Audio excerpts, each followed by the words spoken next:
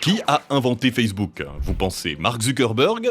Pas vraiment. En fait, c'est eux. Mark est juste le développeur qui les a entourloupés. Leur idée, créer un réseau social qui permet de réunir tous les étudiants des universités américaines. Ça s'appelle ConnectU et à l'époque, c'était déjà bien avancé. Mais voilà, leurs deux développeurs ne sont plus disponibles, ils ont besoin d'un remplaçant et c'est Mark qui se propose. On lui donne accès au code, à la bêta et ça tourne mal. Il repousse les rendez-vous, ne répond pas au téléphone, toujours avec une bonne excuse. Le temps passe et l'équipe s'agace. Après des mois, enfin ils ont une réunion. Mark leur annonce que le projet est presque fini. Ce qu'il ne leur dit pas, c'est que 3 jours plus tôt, il avait déposé le nom de domaine thefacebook.com. Un réseau social permettant aux étudiants des universités américaines de se retrouver, tout ce qu'il y avait sur ConnectU. Il ne leur a jamais livré le code, multipliant les excuses pour gagner du temps. Il y a bien eu un procès dans lequel Facebook a offert 65 millions de dollars d'actions à ConnectU pour régler ça à l'amiable. Ça leur a évité de trop fortes retombées médiatiques. Le mythe de l'étudiant prodige est intact, même la page Wikipédia n'en parle pas. Vous en faites pas trop pour les jumeaux, aujourd'hui ils sont aussi milliardaires grâce à la crypto. Et oui, les entreprises ne sont pas toujours ce qu'elles vous laissent penser. Par exemple, est-ce que vous saviez que Tesla n'a pas été fondé par Elon Musk? Lui, c'est le principal investisseur et le lead designer de la première voiture. Les fondateurs, Martin Eberhard et Mark Tarpenning, ont été poussés vers la sortie et remplacés par Musk en 2007, un peu avant le début de la commercialisation. Si ce genre d'histoire vous plaît, on vous en a sélectionné 3 autres, remplis de secrets, d'opportunisme et de tromperies. Fast-food, automobile ou commerce en ligne, on vous emmène découvrir les plus grosses entreprises qui ont fait fortune grâce à un mensonge.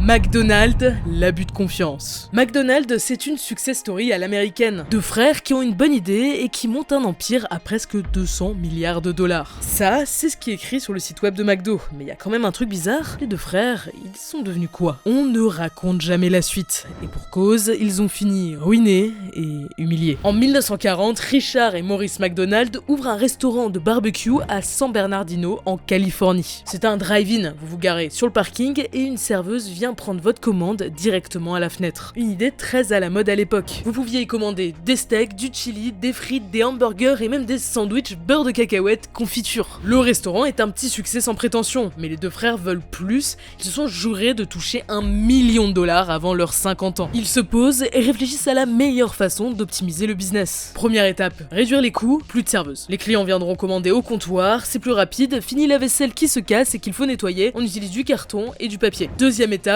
moins de choses sur le menu. On garde ce qui se vend le mieux, les hamburgers, les frites et les boissons. Dernière étape, organiser la cuisine pour que les plats soient faits le plus vite possible. Il décompose le processus de création du burger en plusieurs étapes simples et répétitives, chaque employé ayant sa tâche attitrée. De la même façon que Ford dans les usines de voitures. Le gain est énorme. Les clients sont servis en 30 secondes au lieu de 30 minutes, ils peuvent même se permettre de vendre les hamburgers moins chers, le fast-food est né. En 1948, le restaurant fait peau neuve avec sa nouvelle mascotte, Speedy. Au début, ils ont du mal à convaincre les gens de descendre de leur voiture, ils demandent même aux employés de se garer sur le parking pour donner l'illusion qu'il y a du monde, mais petit à petit, on adhère au concept. Le succès fait des envieux, très vite on tente de copier leur formule, ça ne pose pas de problème à Richard et Maurice, qui mettent en place un système de droits d'exploitation. Pour $950, 11 000 aujourd'hui, tu peux ouvrir une franchise McDonald's. En 1955, il y en avait déjà plus d'une vingtaine dans la région, mais la qualité est pas toujours au rendez-vous, difficile de vérifier et les instructions était pas très clair. C'est là qu'arrive Ray Kroc, un petit vendeur de machines à milkshake. Les deux frères en avaient commandé 8. Et quand il arrive devant le restaurant, il est choqué du potentiel de la marque. Il convainc Richard et Maurice de le nommer responsable du développement de la franchise. À partir de ce moment-là, McDonald's va prendre son envol. Il organise tout dans les moindres détails, l'endroit où construire les restaurants, la qualité de la nourriture, les menus, la propreté des lieux. Il ouvre même la Hamburger University, un restaurant spécialisé dans la formation des managers. Aucun doute qu'il est à l'origine de la renommée de McDo. Mais Kroc n'était pas du tout content de son contrat. Il touchait 1,5% des profits de chaque franchise. Et les frères, 0,5%. Lui trouvait ça injuste. Après tout, il se tapait tout le boulot. Alors, sous les conseils d'un ami, il se met à acheter tous les terrains sur lesquels se construisent les nouveaux restaurants. Et force donc les franchisés à lui payer un loyer. Évidemment, il le cache à ses patrons. En 1960, il avait déjà ouvert 228 restaurants, gagné beaucoup plus d'argent que ses patrons et payé moins de taxes car la majorité des gains venaient de l'immobilier. Il décide alors de racheter la marque à ses fondateurs pour 2,7 millions de dollars et 0,5% des gains futurs. Les frères, qui ont toujours rêvé de devenir millionnaires, acceptent. Il y a juste deux petits détails. Kroc n'inscrit pas l'histoire des 0,5% sur le contrat. D'après lui, ce serait trop compliqué. À la place, il se serre juste la main et les frères peuvent garder le restaurant original. Le vrai visage de Kroc se révèle. Il n'honore jamais la poignée de main, force Richard et Maurice à changer le nom de leur restaurant. Pire, il construit un McDonald's juste en face, qui les plonge dans la faillite en quelques années. Puis il va s'acharner à faire disparaître les véritables fondateurs de l'histoire de la boîte, minimisant au maximum leur rôle, au point que pendant des années, on a considéré Kroc comme le fondateur. N'empêche que grâce à ses méthodes peu scrupuleuses, McDonald's est aujourd'hui l'un des plus grands empires immobiliers du monde.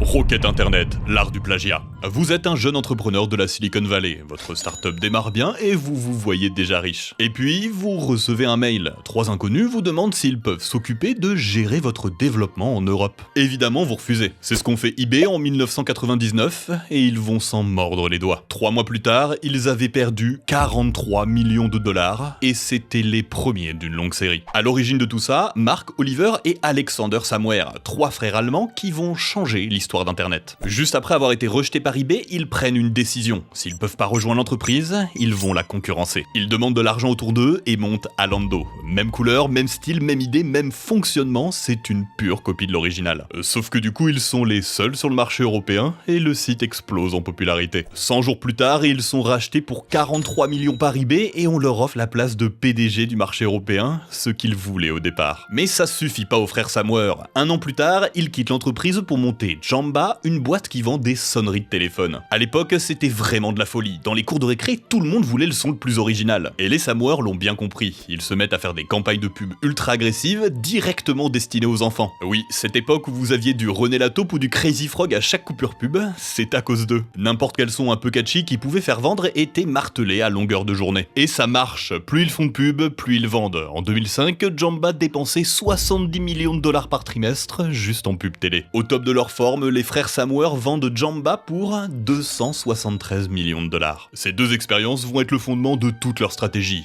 Copier ce qui marche et faire des campagnes de pub ultra agressives pour dominer le marché. Pour se simplifier la vie, ils fondent une holding, une société dont l'unique but est de posséder d'autres entreprises. Son nom, Rocket Internet, ça veut tout dire. Ils vont développer des dizaines et des dizaines de clones. Wimdu, le clone d'Airbnb, Pinspire, le clone de Pinterest, CityDeal, clone de Groupon, Easy Taxi, clone d'Uber en Afrique et Amérique latine, ou Jumia et Lazada, des clones d'Amazon en Afrique et à Singapour. Lazada qui s'est fait racheter par Alibaba en 2016 pour 1 milliard de dollars. En France, vous connaissez peut-être Foodora, la copie de Deliveroo, ou Zalando, copie de Zappos, devenue carrément plus populaire que l'original, à tel point qu'ils feront des copies de leurs copies, comme Zalora, destinée au marché océanique. Forcément, avec ce genre de modèle, ils sont pas super appréciés, mais eux en sont très fiers. Faut dire que c'est super bien rodé, leur stratégie est de prendre tout le monde de vitesse. Une fois qu'ils ont identifié un site à copier, il leur faut environ 100 jours pour produire une copie. Parfois beaucoup moins s'ils se contentent de modifier un de leurs sites qui existe déjà. Campsy, leur copie de Camping & Co, leur a seulement pris 28 jours, et ils ont fusionné en 2017 sans donner de détails sur la transaction. Pour gérer les copies, ils ont besoin de PDG, alors ils vont recruter des jeunes sortis d'écoles de commerce, banquiers, consultants, etc.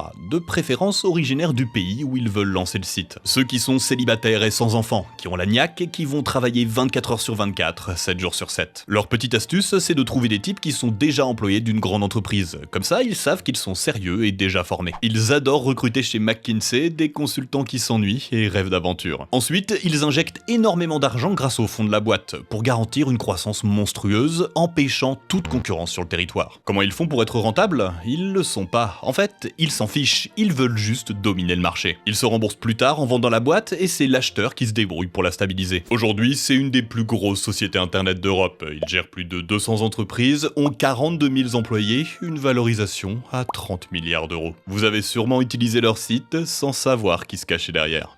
Les casseroles de la Seconde Guerre mondiale. Il s'y est passé des choses que certains aimeraient oublier. On peut penser à L'Oréal, un des groupes français les plus riches du monde, une fierté locale. Ouais, mais son fondateur, Eugène Sculler, le père de Liliane Bettencourt, c'était un des plus gros soutiens financiers de la Cagoule, une des organisations terroristes et antisémites dont une grande partie des membres soutenaient Vichy pendant l'occupation. Mais surtout, il était un membre actif, comme André Bettencourt, son gendre, qui lui dirigeait un journal de propagande radicale. Une histoire qui ressemble un peu à celle du fondateur fondateur d'IKEA, Ingvar Kamprad, lui-même engagé à 16 ans dans les jeunesses nordiques, un mouvement fasciste suédois. Il va longtemps expliquer que c'était une erreur de jeunesse, poussée par ses parents, eux-mêmes fans du dictateur allemand. Pourtant, près de 70 ans plus tard, après avoir découvert son implication dans plusieurs partis radicaux, il qualifie encore le fondateur du parti fasciste suédois comme un grand homme. Mais l'entreprise qui a le passé le plus compliqué, c'est certainement Volkswagen. Fondée en 1937 par le gouvernement nazi au pouvoir, l'objectif c'était de faire des voitures que tout le monde peut s'offrir pour environ 5 mois de salaire à l'époque.